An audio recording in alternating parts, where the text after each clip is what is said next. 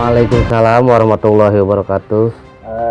Alhamdulillah pada kesempatan ini saya bisa bersilaturahmi dengan Bapak siapa?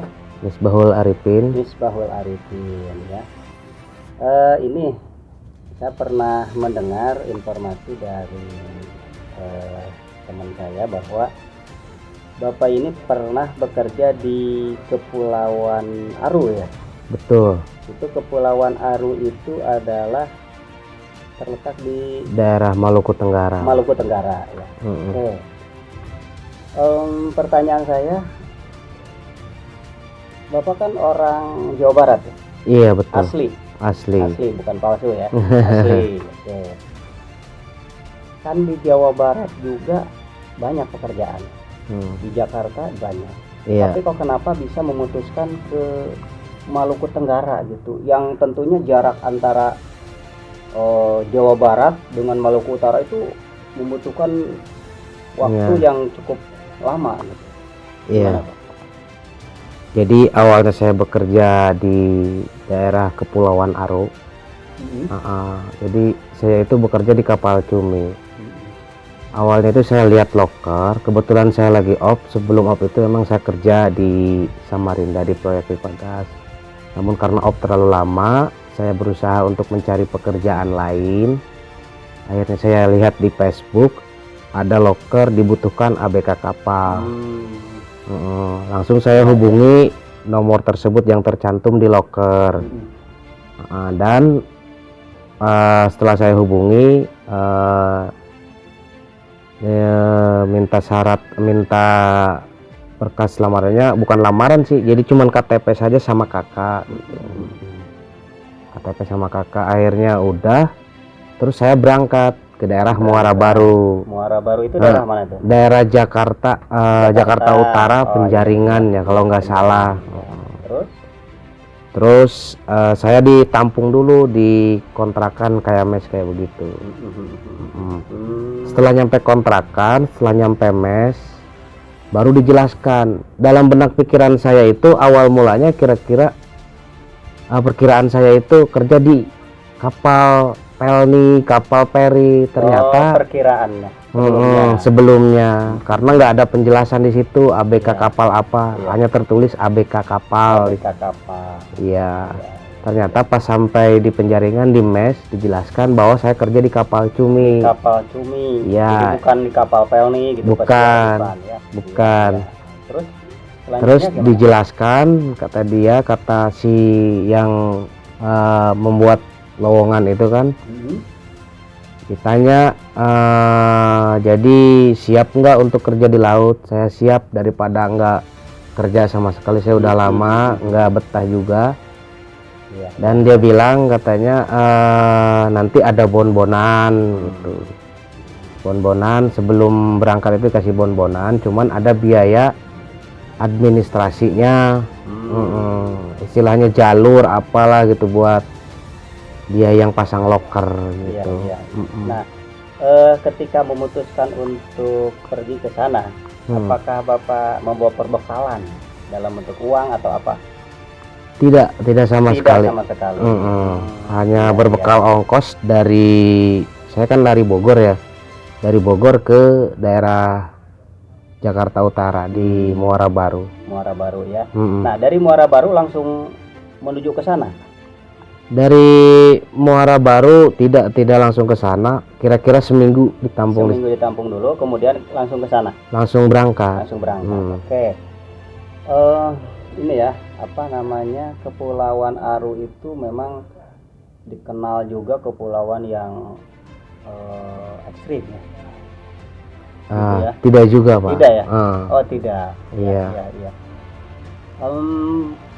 Kalau ini pengalaman suka duka. Iya. Pengalaman suka duka bekerja di kapal cumi di sana gitu. Gimana? Kebanyakan dukanya sih Pak dibanding sukanya. Duka. Iya. Oh gitu ya. Yang saya alami itu dukanya banyak di sana. Dukanya banyak sekali. Subhanallah. Kok bisa begitu? Kenapa tuh? Jadi ya tidak ada SOP-nya, jadi prosedur kerja kayak gimana, gitu, nggak ada penerapan keselamatan kesehatan kerjanya. tidak Iya, ada. iya, iya. Kuli bangunan aja penerapan K3-nya masih diterapkan. Masih diterapkan. Iya, kalau Sedangkan yang di namanya Cipro di kapal cumi itu tidak ada. tidak ada. Jadi saya mulai berangkat dari Muara Baru, perjalanan 18 hari ke Pulau 18 hari. ke Dobo. Luar biasa. Iya, itu enggak, saya kan pernah juga ya naik kapal pelni ya. Naik kapal pelni itu ya jalannya itu datar gitu, nggak goyang-goyang. Kalau naik kapal cumi kan beda ininya, beda beda konstruksi, beda ukuran juga. beda ukuran. Ya, lebih kecil mungkin ya. Lebih kecil, mesinnya juga lebih kecil. Kalau di motor cc-nya lebih kecil lah Iya, gitu. iya, iya. Jadi goyang-goyang. Saya di sana muntah-muntah. Ya mohon maaf sampai keluar air kuning kayak begitu, Pak. Jadi perjalanan dari Muara Baru ke sana 18 ke Dabo, 18 hari. Iya, ke siang malam melakukan ya pelayaran. Itu bagaimana dengan makan minum dan Makan sebagainya? ditanggung, di sana ada perbekalan di gudang dengan di kondisi atas seperti itu ya. Iya. Saya makan ya makan, cuman udah makan nggak lama keluar lagi, makan keluar lagi. Bahkan sampai saya diejek sama teman-teman saya. Mabok gratis bro, nikmatin aja ya katanya. Mabok gratis katanya gitu. Iya, iya, iya. Oke. Sesampainya di sana nih. Nah, sesampai di Dobo, si kaptennya itu ngurus surat perizinan.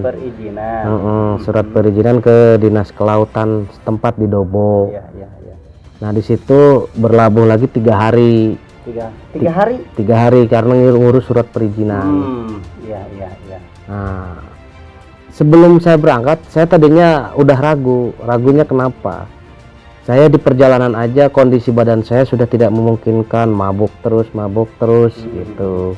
Karena perjalanan yang lama itu ya 18 hari. Iya, 18 hari, suasana juga saya ya tidak betah. Karena tidak betah kenapa? Biasa di darat, lihat ini, lihat itu. Berangkat ke sana kemari, jalan sebentar laut, sini laut gitu. Oke. Setelah bekerja di sana gitu ya. Setelah bekerja pastilah yang namanya suka duka gitu ya. Selama bekerja di sana, yang mungkin baru pertama kali bekerja seperti itu ya. Ya, saya pertama kali ya. Jadi di dalam kapal itu ada 30 orang, Pak. 30 orang. Termasuk kapten, wakil sama kru ABK. Jadi totalnya itu 28 ABK. Nah, dari 28 ABK itu, jadi separuhnya udah pengalaman, separuhnya masih baru. Masih junior lah. Masih junior seperti saya ini, Pak. Gitu. Iya, jadi belum pernah pengalaman bekerja di laut gitu ya. Belum. Ini baru pertama kali. Baru pertama kali. Bapak bisa renang? Saya tidak bisa. Gaya batu. Gaya batu. Tidak bisa renang, Pak. Oke, pas mulai pertama bekerja ya. Jadi ya pas berangkat dari Muara Baru aja ke Dobo itu dukanya banyak karena ya saya keluar tadi muntah, terus pas bekerja juga masih duka juga karena apa? Pengalaman duka, guys. Duka juga pas berangkat itu bekerja dari jam 6 sore. Jam 4 itu kita udah mulai. Jadi si kailnya itu udah kita susun. Kailnya itu kain tiruan, Pak. Terus diikat pakai benang. Ya diajarkan juga sebelumnya sampai saya bisa mengikat kail buat pancing cumi. Jadi bekerja di kapal cumi itu tidak dijaring. Karena tidak pakai kail. Pakai kail. Tidak dijaring seperti pada umumnya. Kalau untuk jaring biasanya ikan-ikan ya ikan tuna, ikan tongkol kayak begitu. Ya. Itu selama perjalanan kan. Sampai pada mulai bekerja. Nah, setelah mulai bekerja ya dikatakan resmi bekerja, itu gimana pengalaman? Jadi pas resmi. Mulai hari pertama kerja di sana. Iya, mulai pertama ya awal-awal kaget, Pak. Jadi jamnya itu full. Sekarang dari jam 4 udah mulai bekerja. Katakan nih jam 4 ya. Pagi. Jam 4 sore. Jam 4 sore. Oh, persiapan melaut, ya, persiapan buat pancing, buat mancing lah gitu. Terus jam 6 sore itu udah mulai start. Jadi terbenam matahari udah mulai. Kita lempar, mancing, kita posisinya berdiri, Pak. Berdiri di pinggir kapal. Terus ya kita lempar pancingnya itu, terus di giniin, dikocok-kocok gitu kan, agar si pancingnya itu jalan. Iya. Nah, sampai terbit matahari, dari terbenam sampai terbit. Subhanallah. Sampai terbit. Kedalaman berapa tuh kira-kira? Wah, itu lautnya dalam, Pak. Sangat dalam. Kira-kira 200 meteran. 200 meter. Soalnya kan pakai gulungan juga, Pak. Gulungannya itu ada 1000 meter. Jadi pas diturunin itu pancingnya itu ada 5. Dilempar, ada timahnya buat pemberat gitu. Dilempar terus sampai kira-kira kerasa mentok baru. Setelah mentok kita mainkan si senarnya itu dengan menggunakan jari, Pak. Terus sampai terbit matahari. Setelah terbit matahari, mandi, makan, jam 8 kira-kira baru bisa tidur. Jam 8 tidur, jam 12 itu dibangunkan lagi. Berarti saya tidur itu 9, 10, 11, 12, 4 jam lah ya. 4 jam. Jam 12 itu dibangunkan lagi karena pindah posisi. Tarik jangkar. Nah, sesudah tarik jangkar, hasil cumi dari semalam mancing itu ditimbang langsung di packing. Kira-kira perlu waktu sampai 2 jam. Dari jam 12 sampai jam 2. Habis itu ya break sebentar, terus persiapan lagi buat pancing. Di target nggak dalam satu hari itu harus dapat berapa kilo? Nggak ada target, Pak. Sebanyak-banyaknya. Jadi tidak dapat gimana ini? Kalau tidak dapat ya saya dibentak-bentak sama si kaptennya itu. Kamu kerja sungguh-sungguh, kamu kerja jangan main-main. Saya nggak mau tahu, pokoknya kamu harus banyak dapat cuminya gitu. Dan ikan cuminya itu dibayar 6.000 per kilo, Pak. Per kilo 6.000. Jadi begini, pas saya mancing itu misalkan dari sore sampai pagi itu semalam dapat berapa kilo. Nanti hasil kita itu ditimbang jadi berapa kilo, misalkan ada 4 kilo berarti dikali 6, 24.000. Dicatat sama si wakil kaptennya. Saya Misbahul Arifin dapat 4 kilo. Dicatat, nanti dibayarnya setelah beres berlayar, nggak hari itu juga karena kan duitnya mau dipakai apa juga di situ. Dan dalam satu hari itu dapat berapa kilo? Cuman 2 kilo, 3 kilo berarti 12.000 kalau 2 kilo. Kalau 3 kilo berarti 18.000.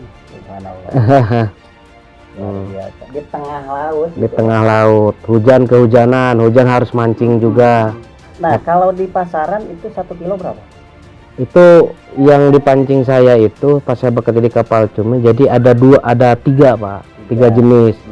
2 untuk ekspor, yang satu ya istilahnya cuminya yang udah udah nggak berkelas dikasih ke lokal.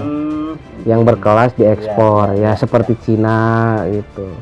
Itu 240 yang grade satunya. 240.000 sekilo per kilo. Iya, saya dibayar cuma 6.000 sekilo. Ya itulah. Oke, itu perjalanan proses bekerja di tengah laut ya, dengan memancing ikan cumi ya. Barangkali ada pengalaman lain selain pengalaman banyak gitu ya. Jadi waktu itu saya udah mancing. Karena berhubung saya tidak pernah makan cumi sebesar itu, cumi sebagus itu pas saya mancing. Ya tadinya saya mau goreng semua, kebetulan dapat 2 kilo ya, ada 3 biji itu. Satu saya ambil buat digoreng, Pak. Kan ada tuh ruangan dapur biarpun kecil. Di situ ada penggorengan, ada ininya, spatulanya, saya goreng di situ. Yang 2 bijinya itu sengaja saya mau timbang. Pas mau setengah matang, udah mau matang, ada kaptennya. Dia bilang begini, lu goblok apa nggak punya pikiran apa? Orang udah sedikit kamu malah goreng. Sampai kepala saya disuntrungin gitu. Iya, iya. Terus selain itu juga ada teman saya yang pas mancing itu tidur sambil bersender begini, dilempar piring. Dilempar piring. Iya, Waduh, biasa. dilempar piring. Tapi saya alhamdulillah enggak. Padahal bukan tanpa alasan, itu karena lapar gitu ya. Mungkin bisa jadi karena lapar, tapi kalau lapar sih udah makan soalnya. Mungkin dia karena kelelahan. Harusnya kan baik-baik tegur, kenapa kamu sampai tertidur nih, ada orang lain pada mancing. Iya. Mungkin dia juga memaksakan, Pak. Sebetulnya badannya udah drop atau kayak gimana. Saya aja pengalamannya begitu. Jadi saya udah izin ke wakil kapten, diizinkan sama wakil kapten. Saya itu nggak enak badan, posisinya mual-mual, pusingnya itu nggak tahan. Saya tidur di atas di tempat tidur tuh, kan ada kamarnya Pak di atas. Tak lama, baru sekitar 1 jam 2 jam, tiba-tiba ada yang naik. Kirain saya siapa, taunya kapten. Lo kalau misalkan nggak mau mancing jangan pura-pura sakit, anjing, kampret lu. Ditarik saya Pak. Itu saya sabar. Ya Allah, kieu-kieu begini amat yang udah tidur nggak pulas. Kalau tidur di kapal itu kan Pak, jadi kalau misalkan sambil jalan tidur nih, posisinya goyang, jadi berhimpit, tret, sedak-sedak sama teman yang lain gitu. Nggak bisa pulas tidur ya. Nggak bisa pulas tidur. Itu fisik lemah juga ya. Iya. Tapi dipaksa harus terus. Dipaksa harus terus bekerja.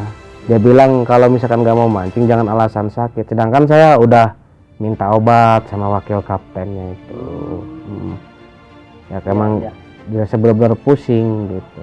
Jadi itu pengalaman bekerja di tengah laut ya, yaitu di kapal Cumi. Tentunya banyak suka duka. Ya dari tadi itu menyampaikan tentang dukanya, yang tentunya masih banyak gitu ya, masih banyak. Kalau pengalaman duka gitu ya, katakanlah duka yang paling tidak mengenakan itu. Ya, seperti apa?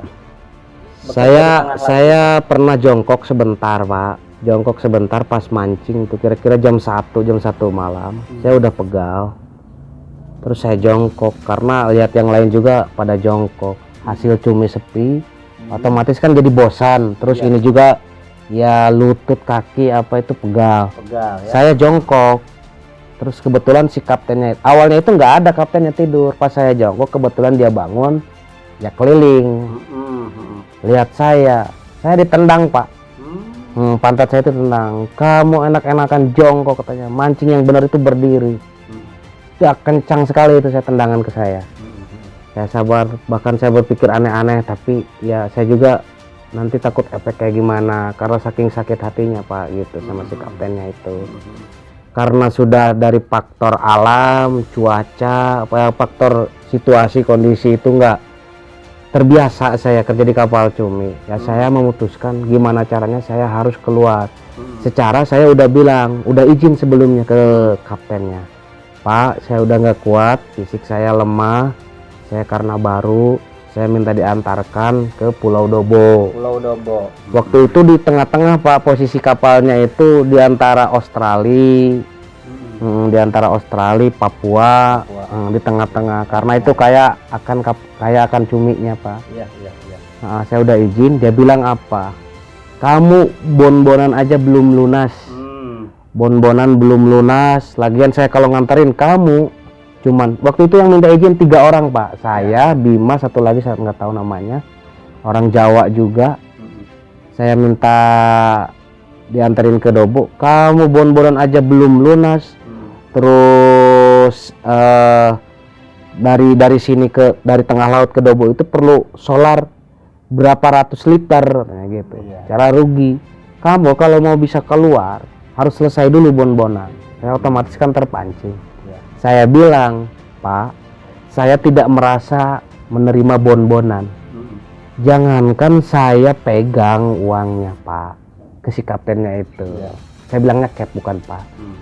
Jangankan saya pegang, saya lihat aja nggak lihat cap. Itu antara cap langsung ke maklar. Maklar tadi yang buat iklan loker tadi gitu, loker di Facebook. Saya nggak lihat. Terus saya tanya dibilang ke saudara saya ada transfer apa kagak, tidak ada sama sekali. Nah, karena sebelumnya pas saya mau berangkat dibilang nanti kalau kamu mau di laut saya transfer, kata maklarnya gitu. Jadi otomatis saya merasa dijual, Cap. Saya bilang ke kaptennya, otomatis saya merasa dijual kalau kayak begini caranya. Dijual bagaimana? Ya iyalah, otomatis kan duit saya nggak nerima. Sepeser pun dari bonbonannya 5 juta. Nggak ada istilahnya saya pegang, lihat pun nggak ada. Tempo ke keluarga tidak ada yang merasa transfer. Nah di situ terus dibentak sama dia, kamu jangan bicara macam-macam deh di sini, katanya gitu. Dia bilang di sini itu tidak ada media, tidak ada polisi, hukumnya hukum rimba semuanya. Masya Allah. Jangan macam-macam kamu di sini. Pokoknya kamu masih ada bonbonan. Oke, Cap, saya mengalah gitu. Dan kira-kira sudah berjalan 2 bulan lebih dari Pulau Dobo itu berangkat di tengah laut, Pak, nggak belum ke daratan 2 bulan. Ada badai, kira-kira ada gelombang 3 meteran, menepi di daerah Pulau Tanjung Lelar namanya. Tanjung Lelar. Masih sekitaran Maluku juga. Masih Maluku. Cuman menepi dari tengah laut itu, menepi ke Pulau Tanjung Lelar untuk menghindari badai, Pak. Menghindari badai, tapi nggak ke darat juga. Jadi kira-kiranya menepi dekat Pulau Tanjung Lelar, kira-kira daratannya 200-300 meteran lah. Baru jangkar ditancapkan ke laut. Nah di situ selama 3 hari ada badai, nggak ada aktivitas mancing, Pak.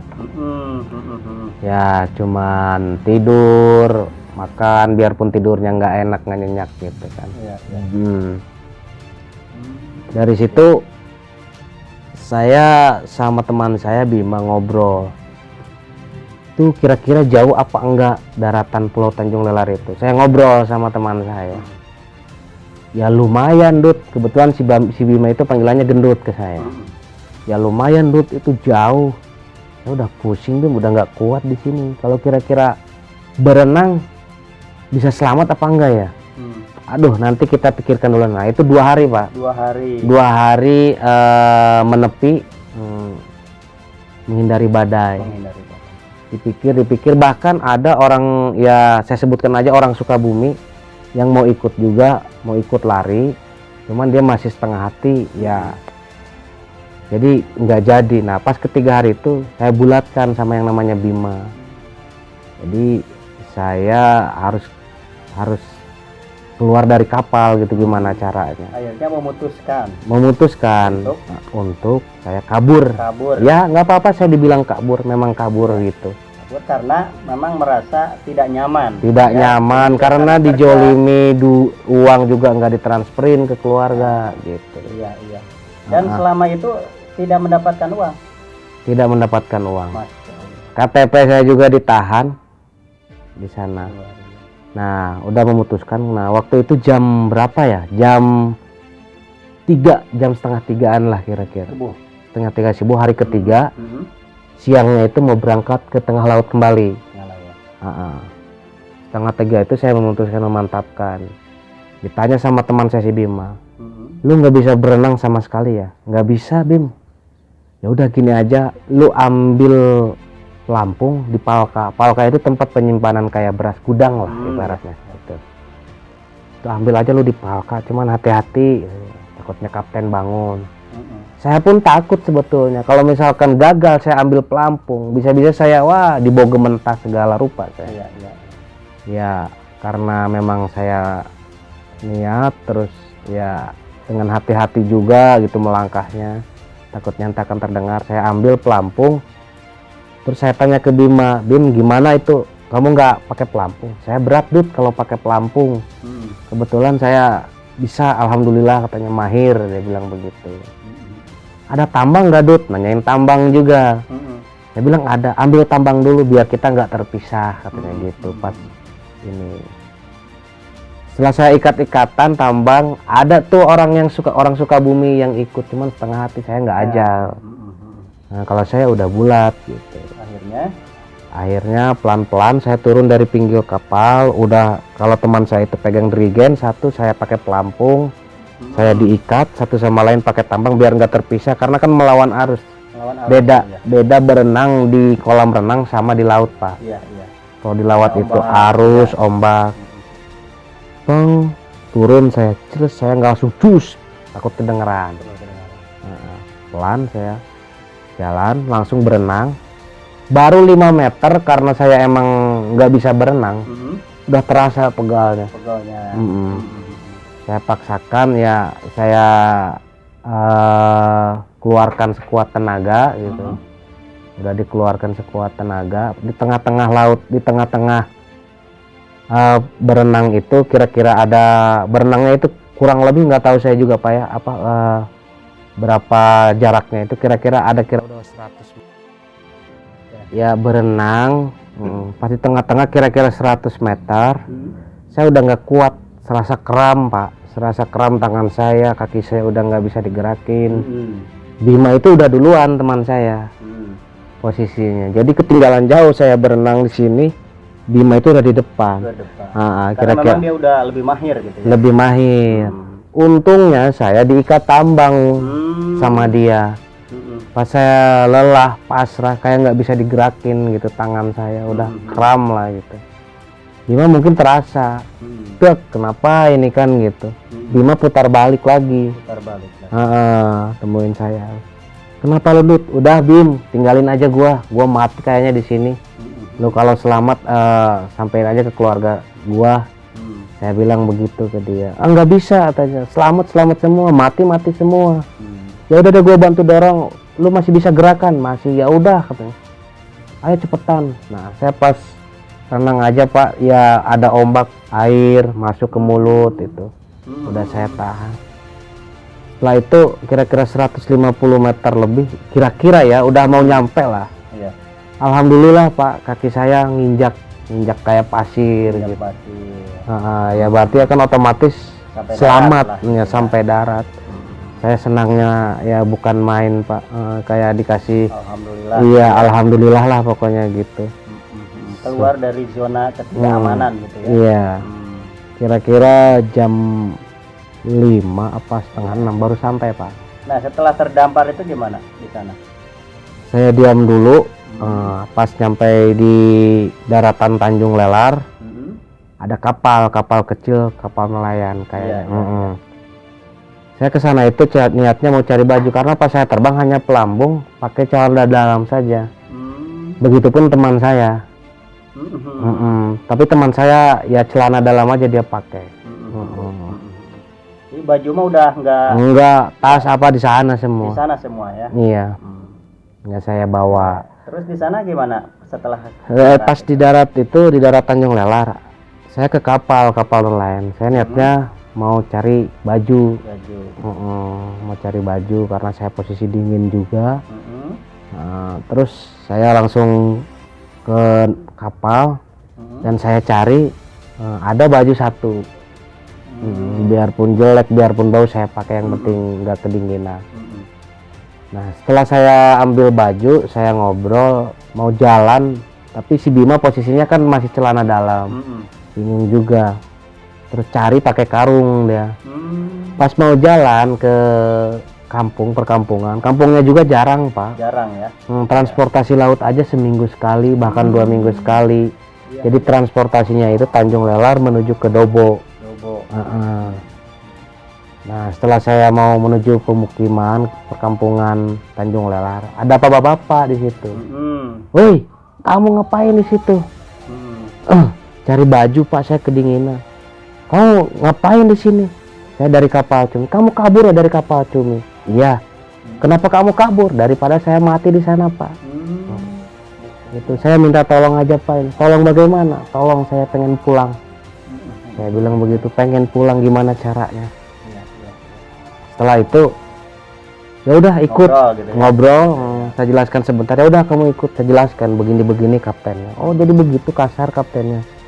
Nah baru si bapak itu juga jadi balik simpatik, balik kasihan ke saya berdua.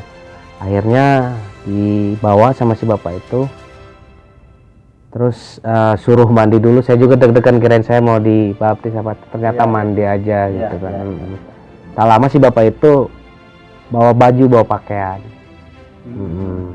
Jadi Saya jalan itu, Kali lah, ya. jalan itu cuman nutupin ini aja.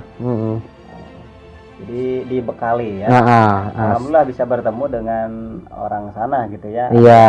Masih berbuat baik di situ ya. Iya. Ini luar biasa perjalanan hidup dan mati dari Kepulauan Aru.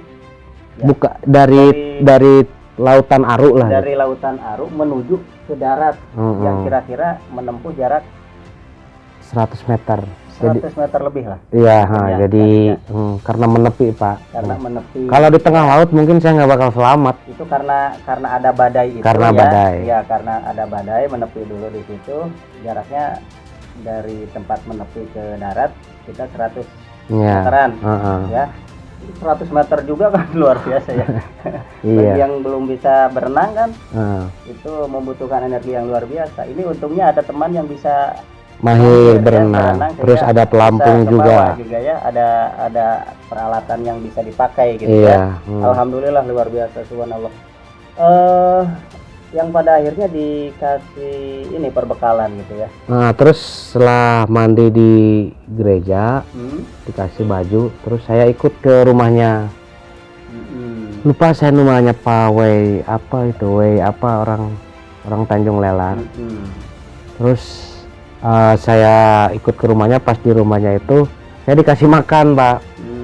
Dikasih makannya itu mie pertama. Terus saya kira apa, nah gini Mas, kalau makan di kami itu mie itu nggak pakai nasi, nggak pakai beras, adanya ini. Dia bilang papeda, ini namanya papeda, itu dari sagu. Saya baru pertama kali itu makan papeda. Ya udah makan dulu. Saking lapar, energi udah terkuras, lahapnya saya makan. Kebetulan itu pendeta ya yang ini, bukan? Kurang tahu, Pak. Kurang tahu. Pokoknya tokoh mungkin di situ ya, warga situ gitu ya. Alhamdulillah. Itu. Nah, setelah itu saya bilang, Pak, bantu saya ya, tolong ke Pulau Dobo, saya mau pulang ke Jawa. Oke, kebetulan saudara saya mau ke sana, dia punya kapal. Yang kapal saya cari baju itu punyanya dia, punya keluarga dia. Kebetulan, tapi nggak bisa sekarang. Bilangnya adek, kamu tapi nggak bisa sekarang deh, paling besok. Katanya gitu. Baru berangkat sama keluarga saya, katanya gitu. Akhirnya nginep di situ. Akhirnya nginep. Terus keesokan harinya berangkat. Sampai dia bilang, puji Tuhan kamu tidak meninggal. Saya lihat bangkai di sini berapa kali yang kabur dari kapal Cumi, katanya. Luar biasa. Kamu itu diberkati Tuhan, Dek, katanya gitu. Bisa selamat. Dia bilang begitu. Jadi mungkin bukan sekali dua kali, sudah banyak orang yang jadi korban gitu ya. Iya. Itu ya. Karena maksudnya mungkin ingin berenang ke Tanjung Lelar, cuman karena dari kondisi yang tidak nyaman itu, tapi tidak banyak yang tidak kuat, akhirnya banyak yang meninggal juga mungkin. Iya, dalam ya berenangnya itu nggak kuat. Tidak kuat, ya, dengan arus yang deras dan sebagainya. Oke. Tuhan biasa, ya. Itu pengalaman duka ya. Pasti ada pengalaman sukanya dong. Itu gimana? Sukanya itu ya pada saat mancing, ya sedikit sih Pak kalau sukanya. Sukanya sedikit. Dari 100% berapa persen? Paling 10%. 10%. Ya, sukanya itu tidak pada saat dengan pengorbanan. Iya, pada saat mancing, cuminya itu makan truk. Ada sensasi luar biasa pas kita tarik. Ada cumi ya bergelantungan kayak begini, cuminya besar-besar. Senangnya bukan main, saya kayak begitu. Karena belum pernah. Iya mungkin. Kalau sering udah nggak aneh ya. Iya. Ya, karena belum pernahnya itu menjadi sensasi tersendiri sehingga kita merasa bahagia, merasa senang di situ ya. Iya. Selain dari itu, mungkin bisa jalan-jalan, traveling. Ya, saya bisa melihat ikan kayak ikan barakuda, ikan-ikan gitu kan. Berbagai macam jenis ikan. Terus lihat lautan ternyata luas. Gitu. Saya sempat ya ibaratnya memuji kekuasaan Allah juga, ternyata daratan itu nggak seberapa dibanding lautan gitu. Udah cukup mungkin ya. Cukup, oke. Terima kasih atas informasi yang Iya. disampaikan, tentunya menjadi Jadi apa? saya mau kasih pesan dulu. Oh, pesan dulu ya. Ah, Mau kasih pesan dulu. iya. Jadi bagi siapa aja yang nemu iklan loker ABK kapal, ya terutama kapal cumi, jikalau memang belum pengalaman, belum pernah coba, saya sarankan mending cari kerja di darat. Saya sampai amit-amit 7 turunan jangan sampai ada yang kerja di kapal cumi. Amit-amit 7 turunan karena Dukanya lebih banyak. dukanya lebih banyak. Kalau misalkan ada kerja bangunan, bagus kerja bangunan aja, jauh lebih bagus kerja bangunan dibanding di kapal cumi. Jadi gitu aja. Kenapa bisa membandingkan itu? Mungkin karena pernah merasakan. Pernah merasakan kalau di kerja di tempat bangunan start jam 7 misalkan, selesai sampai jam 5 gitu kan.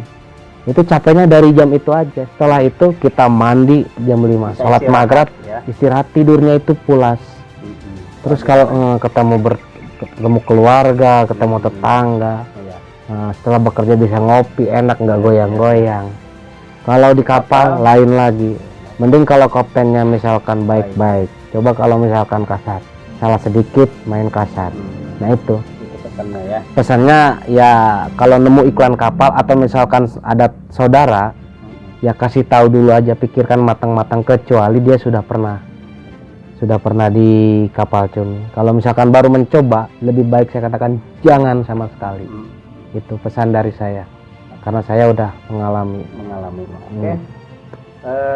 Sahabat kawan, tadi saya sudah berbincang-bincang dengan Bapak Misbahul Arifin yang tentunya pengalaman bekerja di Kepulauan Aru ya, di kapal cumi itu ternyata tidak sesuai dengan ekspektasi, tidak sesuai dengan harapan, sesuai dengan yang diplankan ya, dengan iming-iming yang gaji besar ya, dengan iming-iming fasilitas-fasilitas yang sangat menjanjikan gitu. Ternyata faktanya setelah dikerjakan ya, setelah bekerja di sana, faktanya seperti tadi ya. Tadi dikatakan 90% dukanya, 10% sukanya atau senangnya. Itu saja. Mudah-mudahan wawancara ini ya, perbincangan dengan Bapak Misbahul Arifin ini bisa menjadi bahan pelajaran buat kita semua, khususnya bagi yang mau bekerja ke sana, agar senantiasa berhati-hati ya, waspada. Jangan sampai kebaikan seseorang itu kadang-kadang dijadikan sebagai alat ya. Artinya kita harus waspada. Terima kasih. Assalamualaikum warahmatullahi wabarakatuh. Waalaikumsalam warahmatullahi wabarakatuh.